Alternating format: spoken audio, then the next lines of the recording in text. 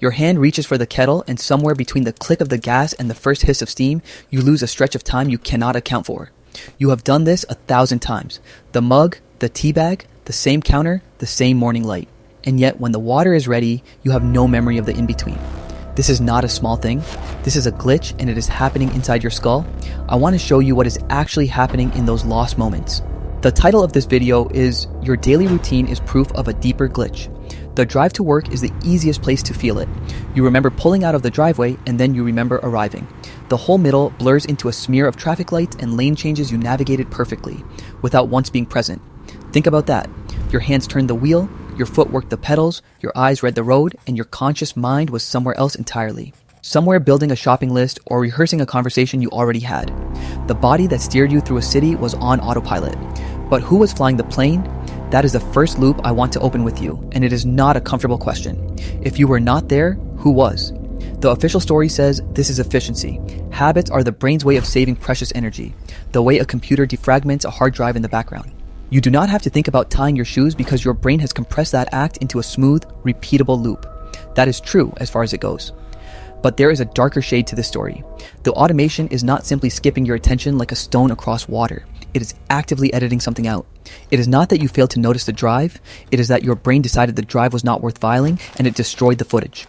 Let me invite you to feel that difference because it changes everything about who is in charge of your day. That missing footage is not a bug in your memory. It is the first clue that your brain is editing the film before you ever see it. Stay with this channel because we are about to enter the room where that editing happens. In the comments, write somos alente que revela o oculto if you have ever arrived somewhere with no memory of the drive. That phrase is how you mark the moment you stopped trusting the autopilot and started watching the editor. The first crack in the ordinary story appears when you realize your brain is not just skipping details, it is predicting them. In a series of elegant experiments, researchers showed people a scene and asked them to track something specific, like players passing a ball. In the middle of that scene, a person in a gorilla suit walked slowly across the frame. A large portion of the viewers never saw it, not glanced away, never saw the gorilla at all. Your brain was so convinced of what the scene should contain that it filled in the blanks and presented you with a neat, edited version. You see a verdict, not a recording, and your routine is the most powerful prediction device you own. Here is what changes everything.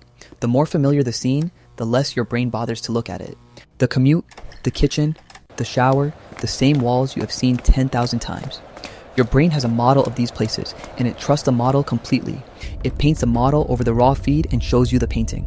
Only when something breaks the prediction, when the model is wrong, does your actual sensory data force its way back into your awareness.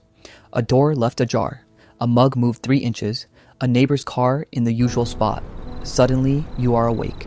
The rest of the time, you are walking through a high-quality simulation your brain wrote for you, and you rarely catch it happening. This is the part most people miss. Your routine does not feel fast. It feels normal. It feels like a calm, boring stretch of nothing. But time is being compressed inside it, and you do not feel the compression because you are not there to feel it. The kettle reaches boiling, and then you are holding the mug. Where did the seconds go between those 2 points? They were never recorded. Your brain did not bother to timestamp the familiar acts, so your conscious self simply skips from one anchor point to the next. The routine feels like a time jump because, to your inner narrator, it literally was. You are the editor of your own life, and you are cutting out all the boring parts without telling anyone. Now, let me show you the second layer of the machinery. When you learn a skill, whether it is driving, making coffee, or brushing your teeth, your brain builds a physical loop of neurons that fire together in a precise sequence. At first, each step is separate, clumsy, deliberate. Over time, the brain packages these steps into a single chunk, a compressed file. The whole sequence runs as one seamless unit. This habit chunking is not just a memory trick, it is the architecture of your day. The brain is not replaying each moment of the drive. It is replaying the chunk called the drive, in one efficient burst. And the conscious you, the one who is supposed to be living it, is only invited to the beginning and the end of the show. That skip between the kettle and the mug is not a bug in your memory. It is the chunked file running, and you only get the trailer. If you want to see the full cut of what your brain is editing out, stay with this channel, because the next layer is not about forgetting. It is about how stable contexts quietly become the walls of your day. In the comments, tell me one routine you suspect your brain has already chunked into a single burst, the one you move through on autopilot. And if you caught yourself missing the seconds between the anchor points, write somos alente que revela o oculto so we can compare notes on where the editor hid the cuts. The research on this is clear, and it has been verified across decades of observation. People's daily lives are dominated by habits performed in stable contexts, the same actions in the same places at the same times. Habit formation is real, gradual, and deeply wired into how you move through the world. The brain loves a stable context because it can automate it completely. It means you can do a thing without spending energy. But here's the edge that cuts. If your brain can automate an entire sequence, it can also automate the memory of that sequence. The experience does not just fade, it is never formed in the first place. You are not forgetting the drive. You were never actually there for the recording. Think about the last time you left the house and then felt that cold spike of doubt. Did I lock the door? You walked back, checked the lock, and it was locked. You had done it perfectly, automatically, but your conscious mind was so far away that it holds no record of the act. That is the cold wash of betrayal your own brain can serve. It did the job flawlessly, and then it withheld the receipt. The habit worked. The memory of the habit did not exist. This is not a failure of attention. This is a feature of the design. The brain trades experience for efficiency, and it does not bother to tell you what it traded away. Which brings me to the deepest cut of all. The present moment itself is not a live feed. It is a reconstruction, assembled a fraction of a second after the fact. The nervous system has to gather signals from the eyes, the ears, the skin, the balance organs, stitch them together into a coherent scene, and then present that scene to you as now.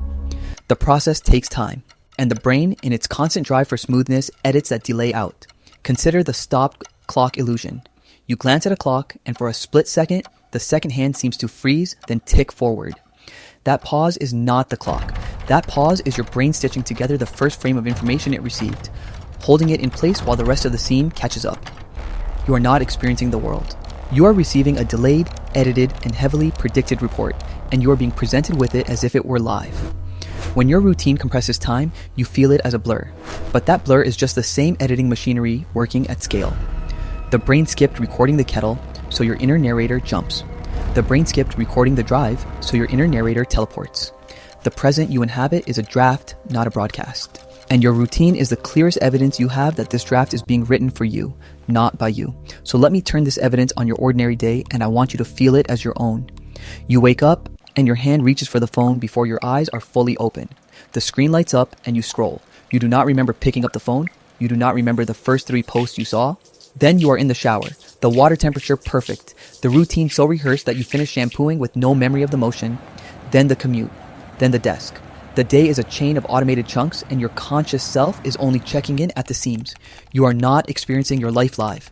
You are reading a draft that was written for you in real time. But here is the strange comfort. This is not a broken mind. This is not a failure you should fix by paying more attention, because no amount of attention can stop a machine that has already archived your morning as irrelevant. The glitch is not the error. The glitch is the seam where the edit shows. When you notice you have lost time, when you catch yourself mid-scroll with no origin story, when the drive simply disappears, you are not witnessing a malfunction. You are witnessing the boundary between your conscious self and the vast machinery that runs beneath it. You are seeing the control room for one flashing second, and that flash is rare enough to be precious. That flash where the control room shows itself, a lost minute, a scroll with no beginning, a drive that disappears, is not a malfunction. It is the seam where the edit shows, rare enough to be precious. Stay with this channel, because the next layer turns that flash into a map of the machinery beneath your day. In the comments, write somos a lente que revela o oculto if you have ever caught yourself mid-routine with no memory of the input. The next time the seam opens, you will not look away. Your daily routine is proof of a deeper glitch, because routine is the one place where the edit becomes visible. In a novel situation, you are too busy constructing the scene to notice the construction. But in the routine, you are observing the output of the machine without being present for its input. The kettle, the door, the drive, these are your evidence, and they prove that your brain is editing attention, compressing action, and reconstructing the present after the fact. The you who lives your day is a narrator who has been handed a finished script. The author is somewhere below, and it does not speak your language. The second loop closes with a quiet click. What exactly is being erased? Not just moments, not just memories. The impression of continuous presence, the feeling that you have lived every second of your day, is itself a construction. The routine erases the raw experience, and the brain pastes over the gap with a plausible, smooth narrative. You did not experience the drive, you experienced the memory of having driven. That is not the same thing, and once you see the difference, you cannot unsee it. The continuity of yourself is an act of editing. The paper has been cut and you are reading the finished story. Which leaves me with one question I do not want to solve for you, because answers close doors that should stay open. If the machinery runs your routine without you, if the present is a delayed reconstruction, if memory is a rewrite, then who is the you that these edits serve? Who is the author of the draft you keep reading as your life? I am not sure there is a tidy answer, but I can tell you this. Next time the kettle whistles and you have no memory of the water, you will not feel annoyed. You will feel something colder and stranger. You will feel like an insider who has just seen the scene. And you will find yourself wondering, with a new kind of hunger, what else your brain is quietly editing right now.